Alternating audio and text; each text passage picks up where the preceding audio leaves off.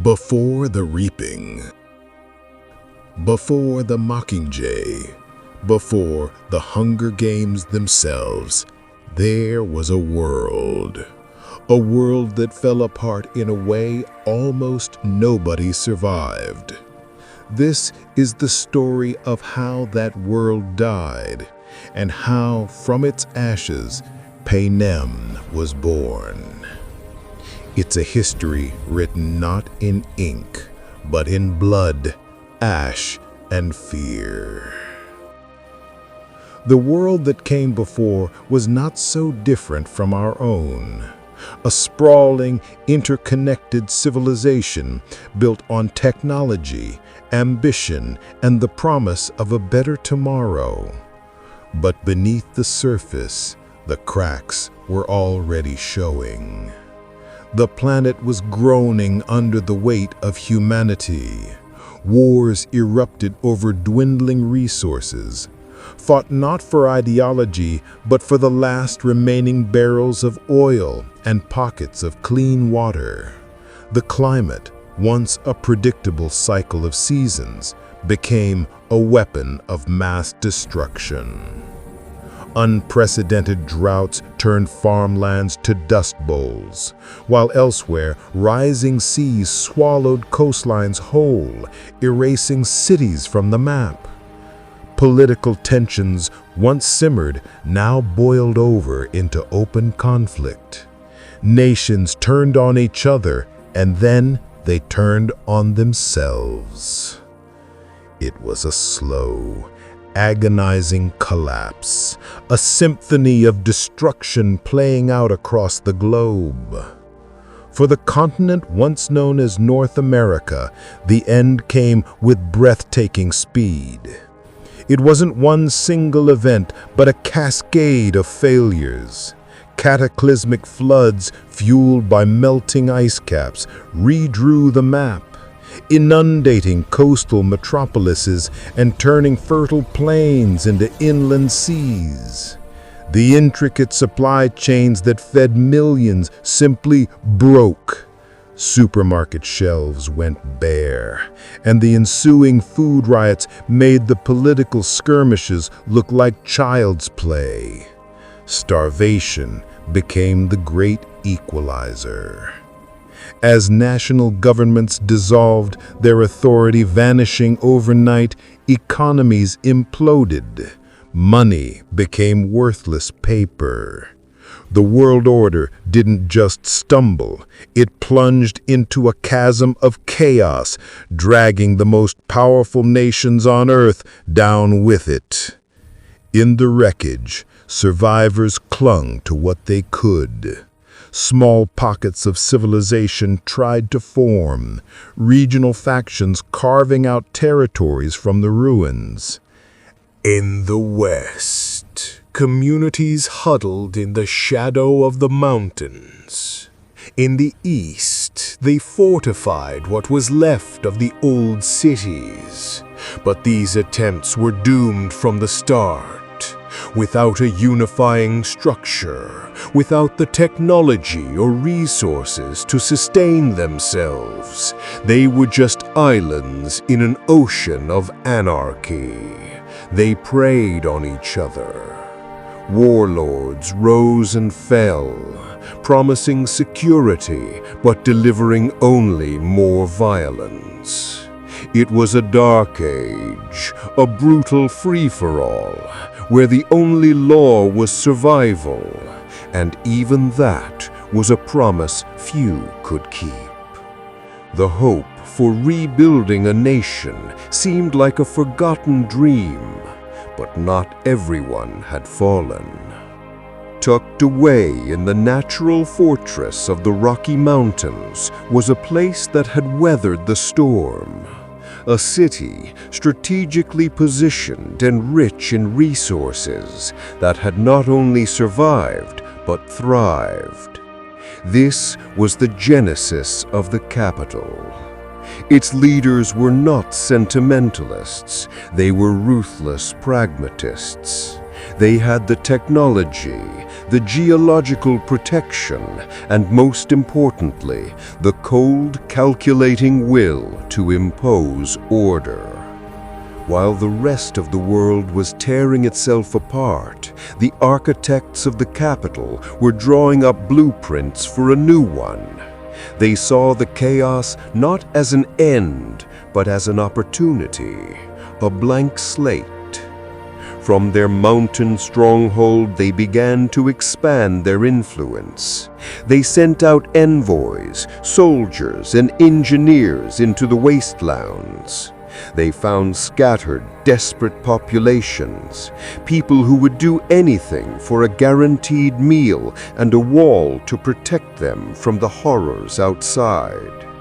The capital offered them a deal, a brutal but simple contract. In exchange for their absolute loyalty and labor, they would receive protection and sustenance.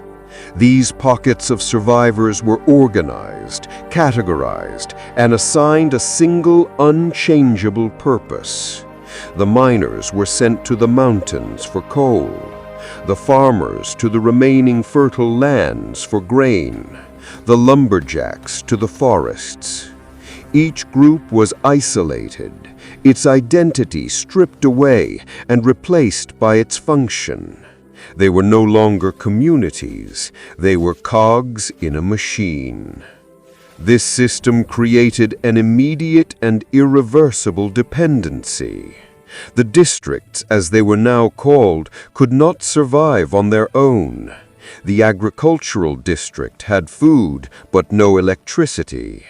The mining district had power, but no grain. The fishing district had protein, but no textiles. Only the capital had everything, because it controlled everyone.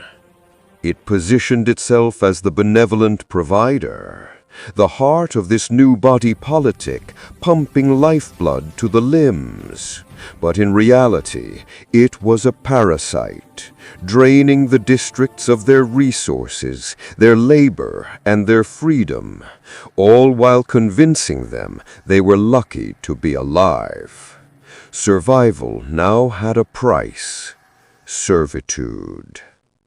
And so, Panem was officially born. A nation forged from the ashes, with the gleaming, untouchable capital at its center, and 13 subservient districts orbiting it like captive moons.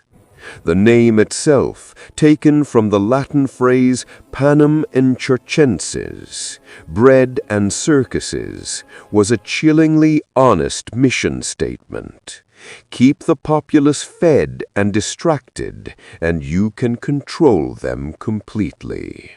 This wasn't a union of states. It was an empire built on a foundation of calculated oppression. A new rigid social order was established, with the decadent, technologically superior citizens of the capital at the top, and the district populations at the bottom, little more than property of the state. From its very inception, the system was designed for control, not cooperation. A new legal code was written, one that codified inequality as law. Travel between districts was forbidden. Communication was monitored. Any dissent, no matter how small, was met with swift and public punishment. Peacekeepers, the capital's brutal internal army, were stationed in each district, a constant, uniformed reminder of who was in charge. The people of the districts were born into a cage, and the capital held the only key. But one district was different, District 13. Officially, their purpose was graphite mining, but their true industry was a secret held close to the chest: nuclear technology and advanced weaponry. They were the capital's hidden arsenal, the architects of the very weapons that had served the capital's dominance in the first place. This gave them leverage. It gave them power.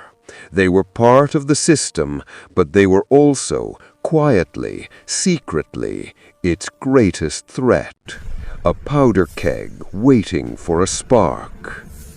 That spark was inevitable. Decades of relentless toil, of watching their children starve while trainloads of resources went to enrich the capital, had ground the districts down. But oppression doesn't just create victims, it creates rebels. A slow-burning rage began to smolder across Panem. Whispers turned into plans. Protests turned into uprisings. Fueled by the secret support and military might of District 13, the districts rose up as one. The first rebellion had begun.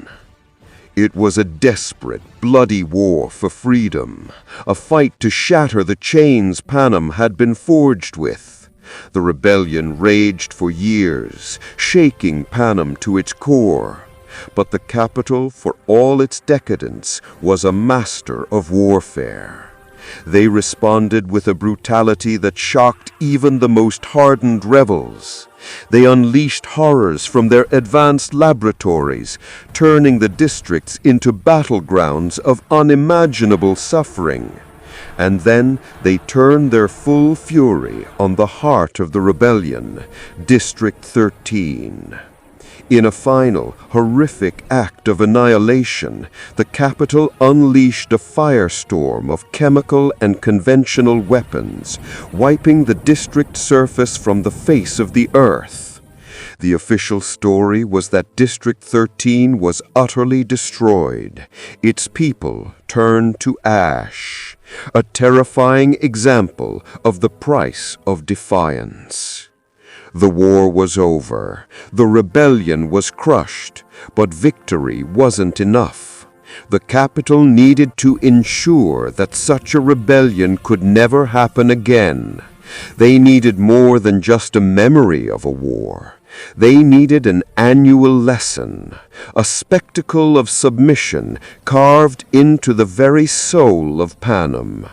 And so they conceived of the Treaty of Treason. And from that treaty, the Hunger Games were born. An annual reminder. 24 children reaped from the districts, forced to fight to the death on live television. A punishment designed to turn neighbors against each other. To transform the hope of rebellion into the fear of the reaping. It was a declaration that the children of the districts did not belong to their parents. They belonged to the capital. Look closely at the story of Panem and you will see the truth. This nation wasn't born from the strength of a united people. It wasn't a sanctuary built to save humanity from the darkness. Panem was a fortress built on the ruins of a fallen world. It was born from fear. It was engineered through destruction. And it was sustained year after year by one single, undeniable force. Absolute, soul-crushing control.